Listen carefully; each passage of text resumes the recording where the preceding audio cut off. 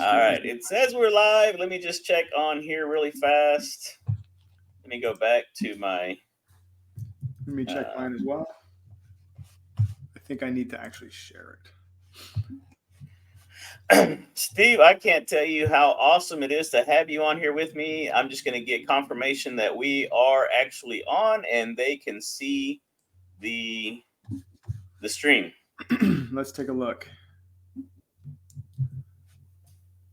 I am on your page, letting it refresh. And yeah, brother, I see us. Woo, man. All right. Hey, Steve, thank you. Thank you so much. That's the one thing that I keep trying. That's that one, quote from Mr. Ziegler. I keep replaying over my head. If it's worth doing, it's worth doing poorly until we learn to do it better. And man, I can't tell you how awesome it is to have you on here. They say the devil's in the details. And so I don't know what's happening. I don't know what's going on, but I'm pretty positive that there is something that you have for the childlike, for the fun life community here, where we encourage everyone to activate their childlike faith, to live out their childhood dreams in this playground we call life. So Steve, if you would just go ahead and introduce yourself, tell us a little bit about yourself to these, I call them the cool kids. Yeah, right on, man. Can you hear me okay? I got you. Great. First, I want to honor you. For those of you that are just coming on right now, there's a couple things I want to say. Is for the last 20, almost 25 minutes, the evil one was really pushing, and man, Johnny just hung out. He had a great attitude. He was like, we're just going to figure this out. And it was awesome to watch. I've been on so many different podcasts, and it's really easy to get thrown off course by stuff like that. Technical difficulties can really hammer you. So, man, dude, rock on, man. That was awesome. So appreciate you for that. My name's Coach Krivda, Coach Steve. I've been called Krivda, I think, probably all the way back from middle school. So once I became certified, I just put the word coach in front of it.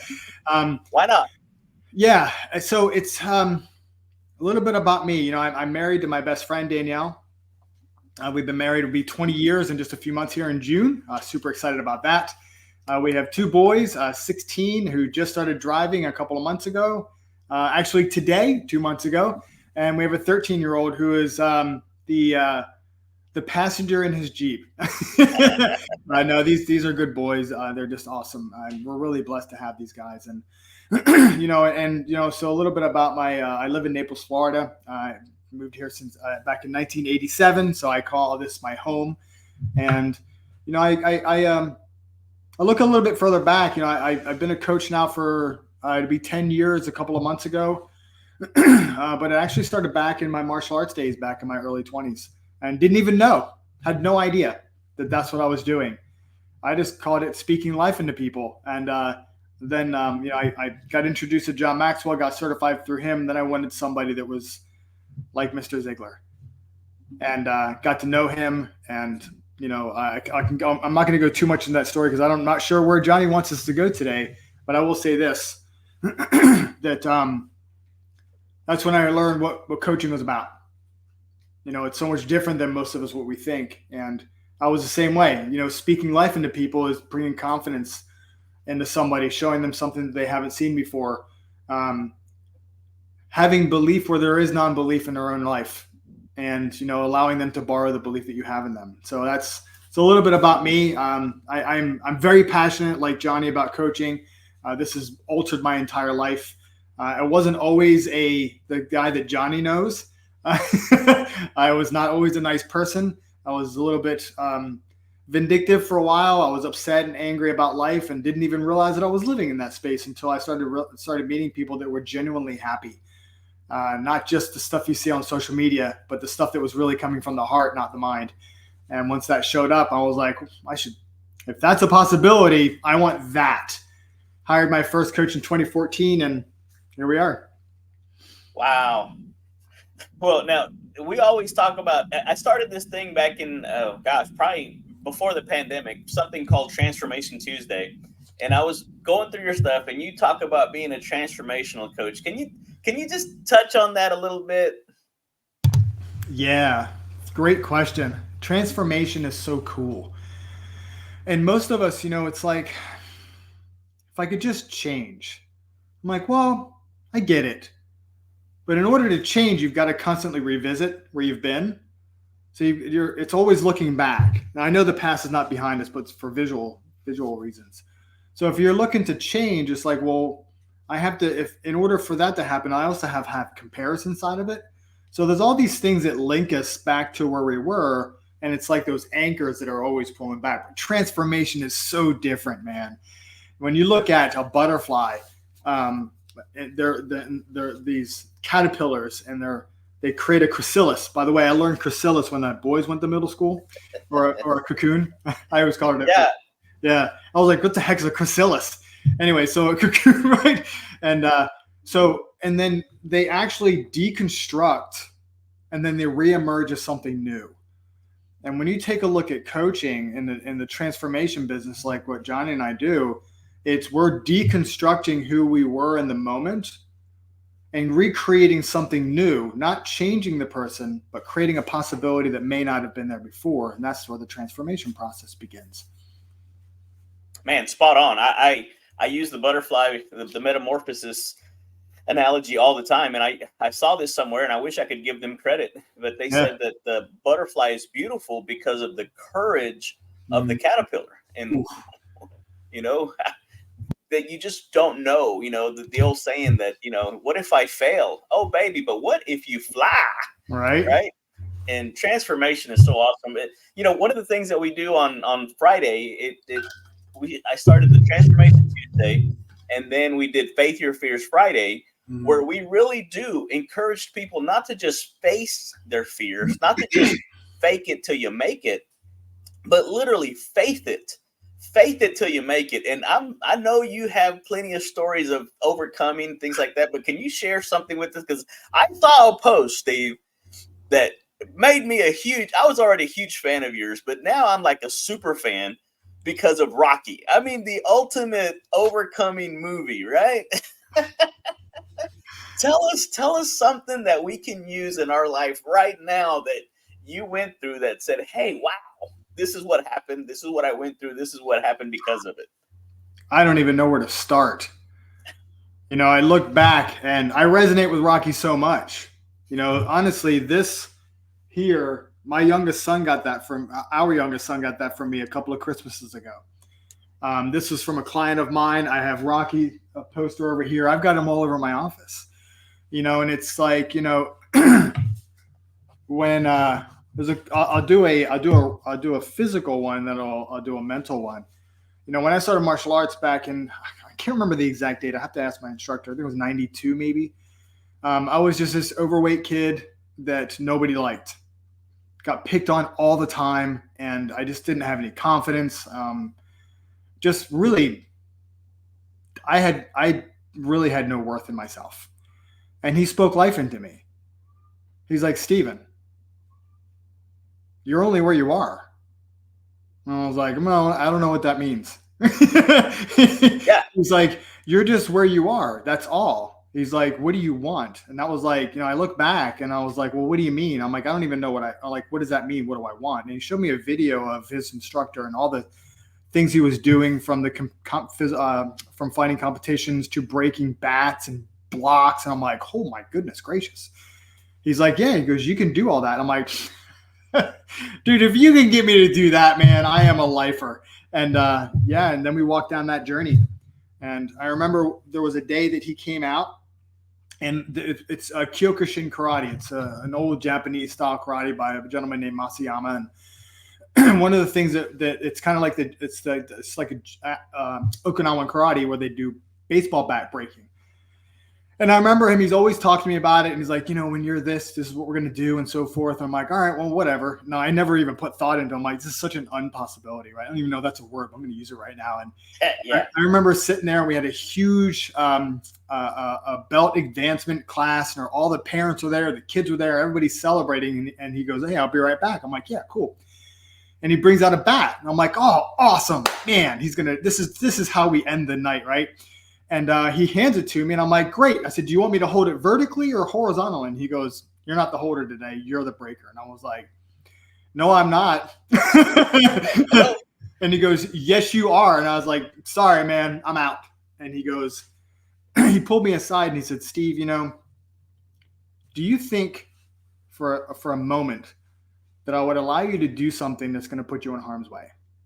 And I was like, well, no, of course not. He goes, so take my belief, go sit in the corner, get your mind right, and we're going to set up. You come out when you're ready.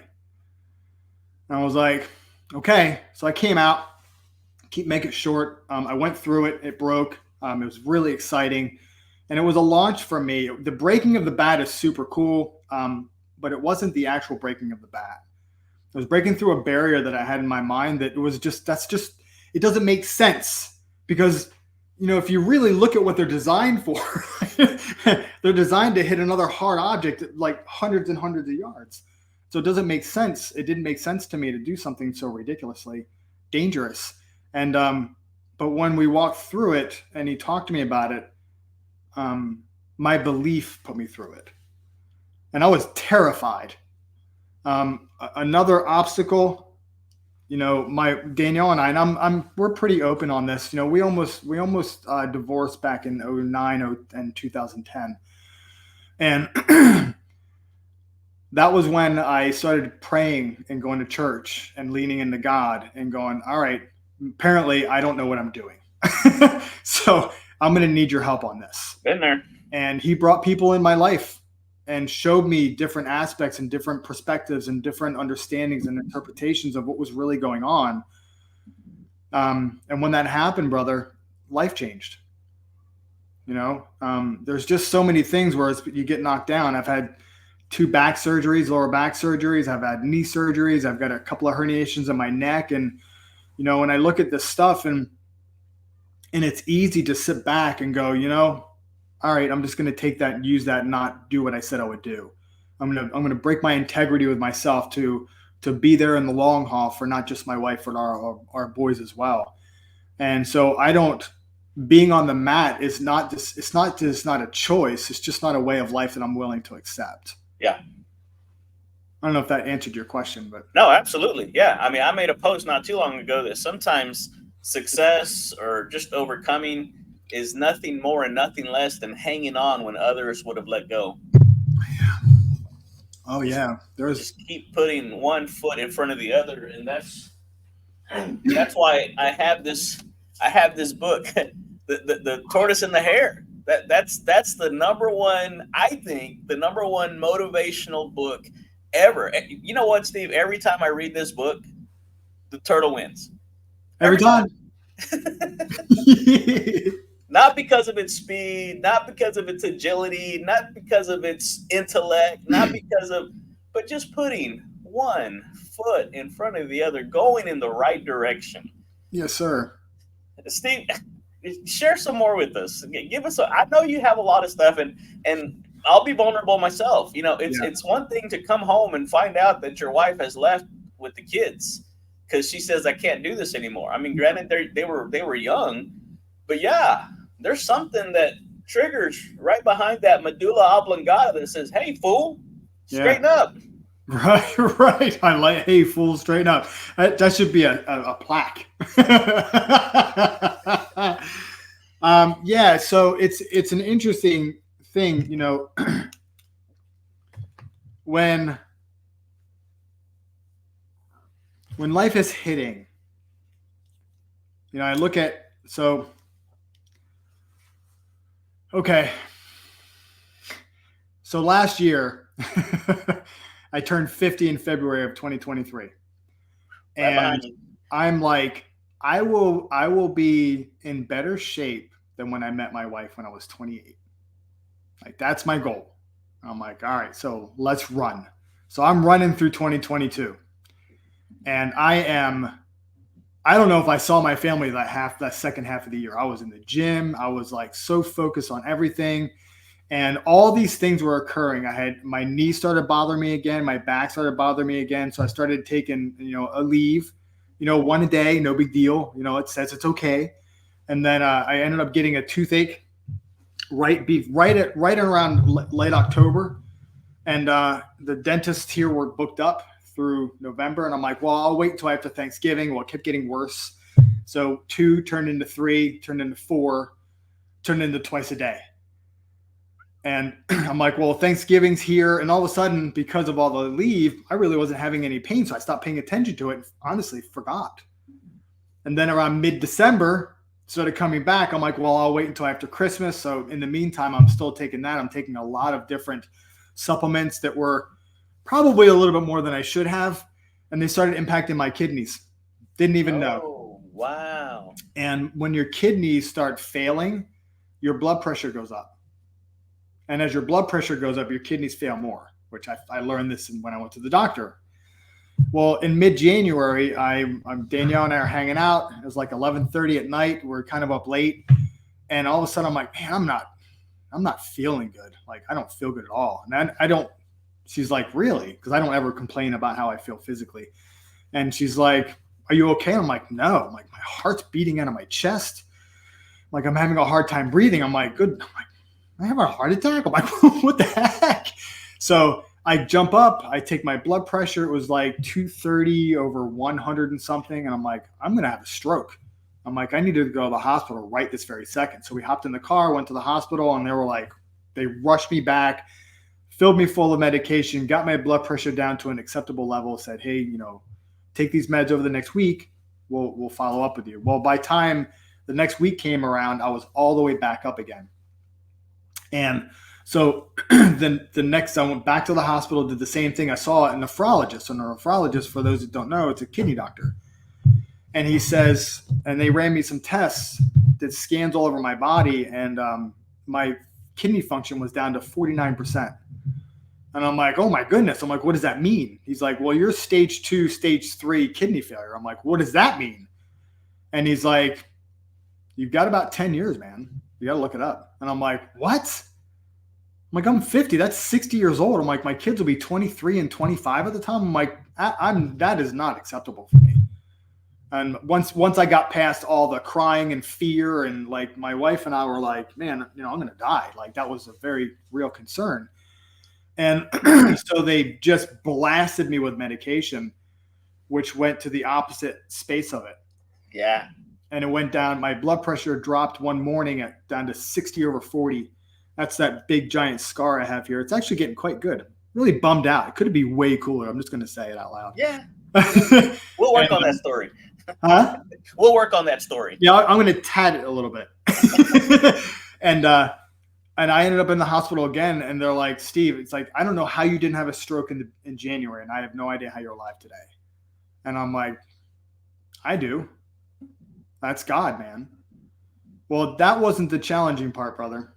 The challenging part was I was in tremendous shape when that happened. And within about a month and a half, all of my gains were gone. I started getting sluggish again. I had no energy. None of my clothes were fitting. And then I realized I sat there and I lost my identity. My identity is this guy that just never stops. And I couldn't even walk, halfway across the house without losing my breath. And I was like, so I had to really face myself. I was, I battled depression in the past, and I felt those feelings coming back, the thoughts coming back. I'm like, I got to pay attention to this. I got to talk to people, make sure I continue talking. But it didn't matter how many people I talked to, nothing was changing. I just sat with it. And then I kept saying this: if I could just go back to who I was before, I'll be okay again. And yeah, so right? Just by that look, man, I know we can't, it's not possible. It's impossible to go back to who we were before. And I was in such a state of mind, I didn't even think about it. And then I had a coach of mine say one time, this is the importance of coaching. If you guys haven't been coached by Johnny, goodness gracious, have a conversation with him. He asked me one question that led me to, a little bit of self-coaching. And I go, man, if I could just be who I was before. And I'm like, and I know that's not possible. So I'm just going to have to reinvent myself. And I went, I just need to reinvent myself. I get to be who I want to be, not who I think I need to be or who I think I should be. Yep. I get to make a choice, right? So I'm laying on the mat, and all of a sudden I get back up, right? And then I'm standing up tall, and I'm like, all right, so who am I outside of this person that my wife sees as this big, strong protector of the family who's not right now? because I also hurt my hand. I couldn't make a fist because when I fell, I hit my hand on the wall, and I couldn't make a fist. I couldn't write or anything like that, and I couldn't think. And the boys look at me. Our youngest is convinced I'm this CIA agent in hiding, right? And he's like, "You are," and I'm like, "I'm not." He goes, "You couldn't tell me even if you were." I'm like, "This is a losing battle with you, son. I promise you, I'm not." And so like they have me in these places, and I'm like, who am I if I'm not that guy? And what I came down to, brother, was like, I'm a child of God. That's who I am. I'm never gonna not be. And in that moment, I went, so who does God want me to be?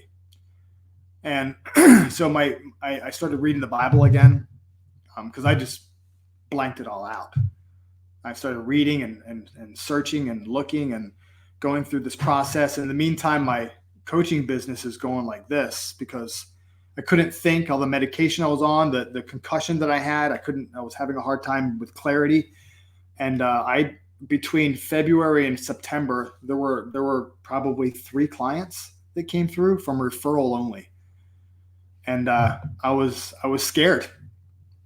And I kept going to my pastor. I was going to my wife, going to the pastor, and just like, I need help. I don't know what to do.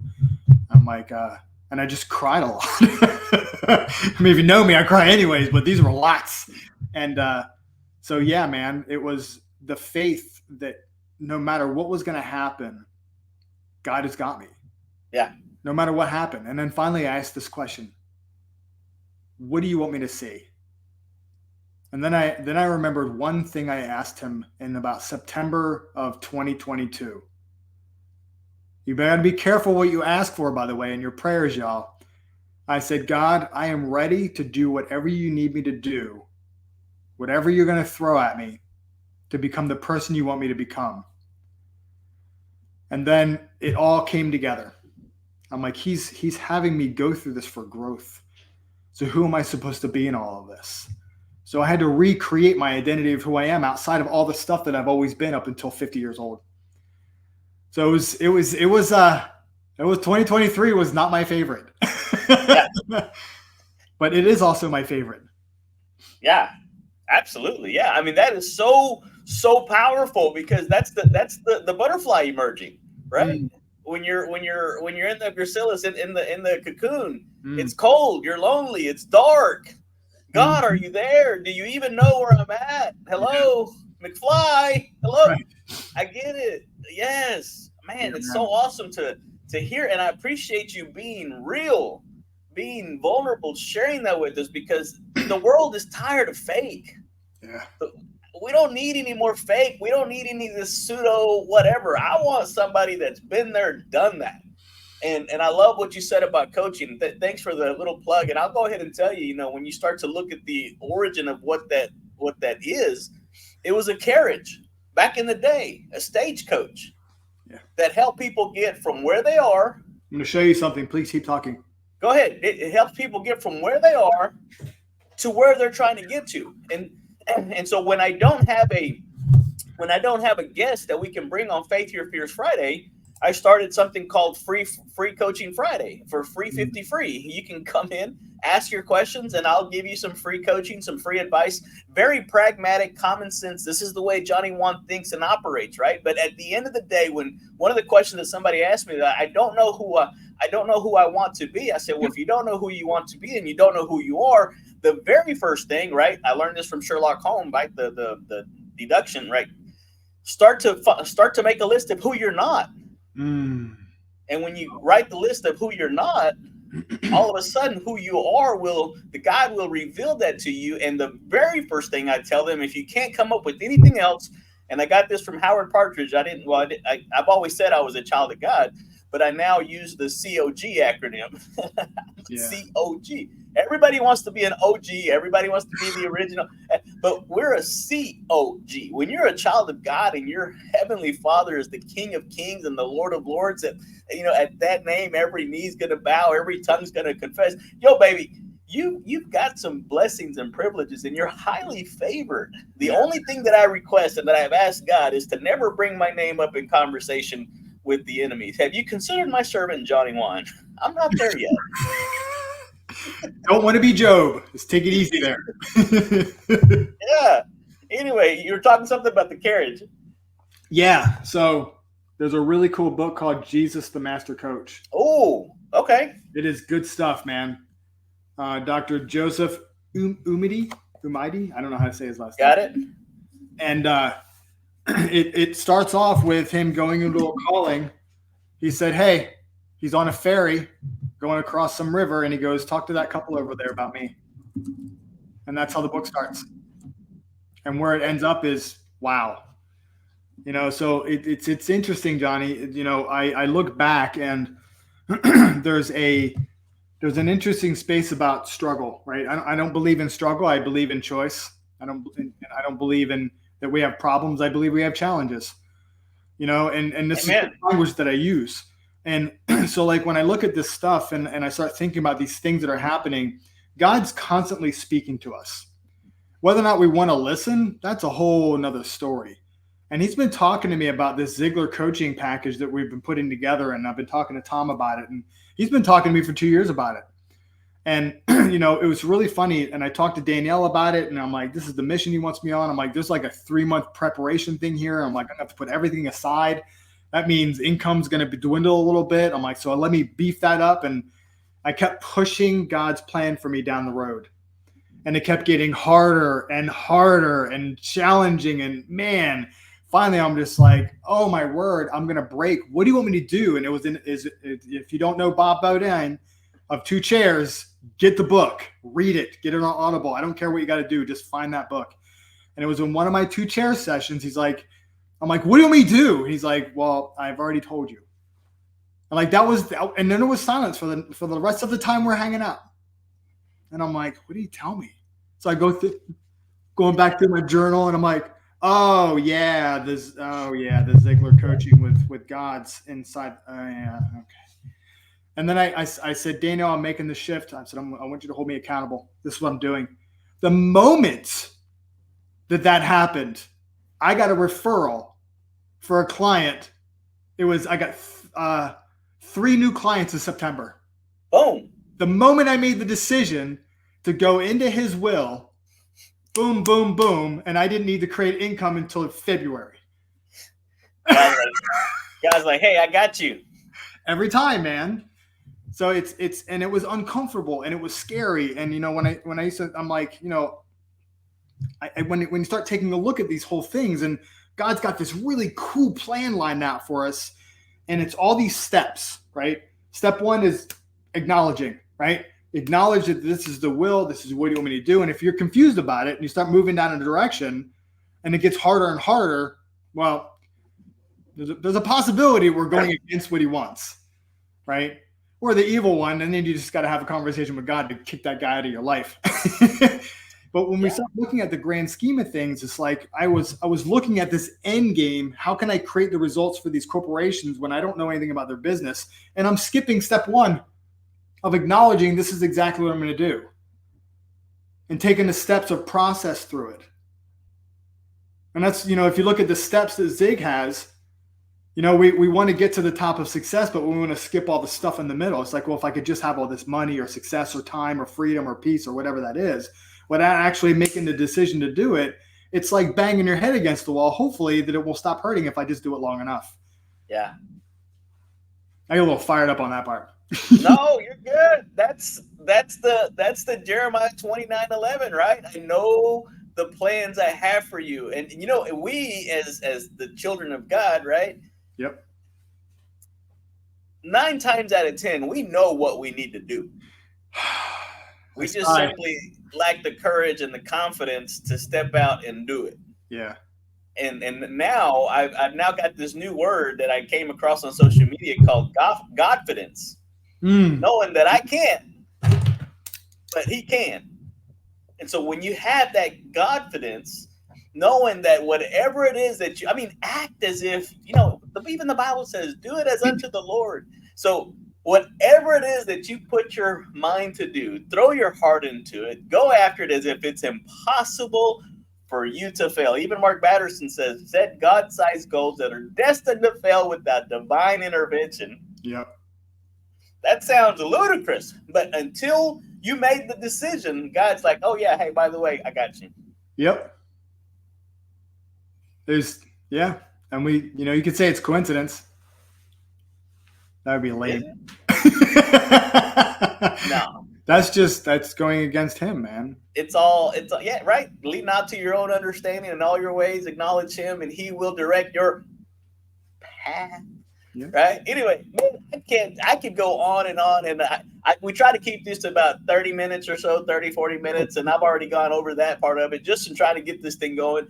Thank you for your patience. I can't tell you how much I appreciate you taking time out of your schedule, allowing you to be part of this and helping my Fun Life community to really be able to keep putting one foot in front of the other, knowing that God is going to provide for you, right? That's the Jehovah Jireh, right? The God that provides. He's the provider. And so in the last few minutes that I have with you, man, could you just, if anybody was wanting to do anything and they wanted to take that step, so what advice would you give them? What encouragement could you provide for them? Yeah. And it's funny. I asked God earlier, I'm like, don't let these words be mine. And it was interesting, Johnny. It's as you were talking, he said, say this. If you're busy in life, that's a sign that you're probably not running in his will for you. One of the things, if you ever flip through my Two Chairs book, there is probably more times than not, it says slow down. And it's not about slowing down your actions. It's about slowing down your mind. It's about taking a moment and just being with him for a second. Even if it's a minute, like I don't have time to pray, take a minute and hang out with God, even if it's in silence. So if you're busy, there's two things that I'll say. One, let's get rid of the word busy completely and put the word full in its place. Full is different than busy. Full is, well, I'm just full. There's no story on it. There's a story in busy. So if busy's there, take a look at, am I running I think you said the word providence earlier. Am I running in God's divine providence for me? Because they talk about chaos and there's chaos, and there was another word that was popping in my mind. I don't remember what it's called, but there's the chaos and this busy feeling. It's an anxiety-filled place. That's where the devil's hanging out. He wants you to be that way because when you're sitting in that space, making decisions is almost not impossible, but it's almost impossible to do because you're so focused in on the failures of the past and being worried about those failures reemerging and you're going through this self-fulfilling prophecy of failure again, that you're not even in the present. And that's where God and the Holy Spirit is speaking with you. So if you slow down just for a moment, even if you take 5 minutes, I don't care where it is in your day. I like doing the morning because I haven't allowed all the daily stuff to all infiltrate my mind. But wherever you can do it, I don't care if you're at lunch at work, run out to your car, sit in there for 5 minutes and just be like, what would you like for the second half of my day to look like, God? And just slow down, because when you slow down, I promise you this, you'll get where you want to be faster than you'll ever believe in your life. Yeah. Yeah. Again, going back to the tortoise and the hare, direction is so much more important than speed. Yes, sir. And I'll leave with this. Thank you so much. I'll leave you guys with this is, we talk about faith your fears Friday, but really every day, and Jackie was on here last week and he was talking to us about how many times in the Bible it says, fear not, fear not, fear not. But truth be told, fear is not our enemy. Doubt is not our enemy. You know who our enemy is? Inaction. I dig that. Not taking action. That's what I've learned. A lot of times, the way where I am right now, my mindset is, I wonder what happens if I push this button. I love it. I wonder what happens and now I don't think of what if it doesn't work out. I wonder how this is going to work out. And every morning I'm like, God, put me in front of somebody that needs to hear your word, needs to meet you, someone that I can give hope, encouragement, or somebody that I can learn from. Put me in front of somebody that is going to either help me or I need to help them. And I'm never surprised, right? I've now got it in my mindset that I'm going to expect the unexpected. I'm going to get comfortable with being uncomfortable. And once you get that into your mindset, you're never shocked. You're like, "Whoo, God, okay, let's go." Yes. So anyway, do you mind if I pop in real quick with something? Go ahead. So in 2020, we all know what happened. And in the beginning of the year, I was in people's faces, man. I had 5 huge clients lined up where if they signed, the rest of the year would have taken care of itself. Oh, and I'm ready to rock, right? February comes around. I had David Wright was my coach at the time. And I'm like, man, I'm so excited. He's helping me put these things together and going through all this stuff. Then March happens. And I was like, and then I got all the calls, emails, calls, and texts. I'm out, can't do it, too busy, blah, blah, blah, blah, blah. And I get on a call with David Wright, and he says, and I'm like, I'm panicking. And I'm like, what are we going to do? And he's like, well, I have a neat question for you. What if this is just the way it is? And I go, well, I would pivot. Oh. Goes back to the busyness of the mind, panic, anxiety, chaos. I couldn't come up with the answer that I already had in my mind that I knew was already there. And he just asked me that question. So I asked myself the question as things continue to move. Well, what if I fail? Well, what if I do fail? What would I do? Well, I would pivot. Oh, of course I would. So failure, people think failure is a personal human being thing, but it's not a failure as a person. You're never a failure. What failed was the process. So if you remove yourself from the story, then you can actually look at, well, I did these 5 things. Oh, it's, you know what, step 4 was the process. So what if I fail? What if you do? What if it doesn't work? What if it doesn't work? What if things remain the way they are? Well, what if they do? And it's like all of a sudden you're like, well, I only asked the question with this little tiny thing in there. What if I fail? Hoping that will be just enough for me not to move forward. But if you ask one more question with a different context, what if I fail? But if you ask with a different context and tonality on it, well, what if I do fail? I would do something different. Sweet. Now we know what not to do. So anyways, sorry. That was no. I need to wrap this thing up, man, because we're always, right? We're always just one decision away from a totally different life. And when you just said that, I literally wrote this down yesterday in my notes. Sometimes I'm driving, I get this idea, or I'm listening to a podcast or something, and I wrote this down. It says, failure is not the plan falling apart. Failure is the plan never having the opportunity to fall apart because you never took action. Going back to that, our enemy of not taking action. You never even gave yourself a chance for it to fall apart, for it to fail. Awesome. Anyway, all right, I'll wrap this thing up, man. Thank you so much for being on here with us. Sometimes I get more out of these things. I know people are going to watch this later on the replay, and they're going to go back and see it. Guys, get your pen and paper handy because Mr. Coach Krivda dropped some bombs. You're going to want to go in there and use this. It's a process, right? And David Wright, he's going to be on here in 2 weeks. Sweet. David Wright, he's going to be on here, and he's the one that shared with us that having that process takes the pressure off of the person. And then I'll leave with this this thought because my pastor said it to me long ago, and I'll never forget it. This was, early mid-20s. I'm fixing to be 48. I'm right behind you. I'm going to catch up here pretty soon. So he said, busy is an acrostic. And I always learn by acrostics. Being under Satan's yoke.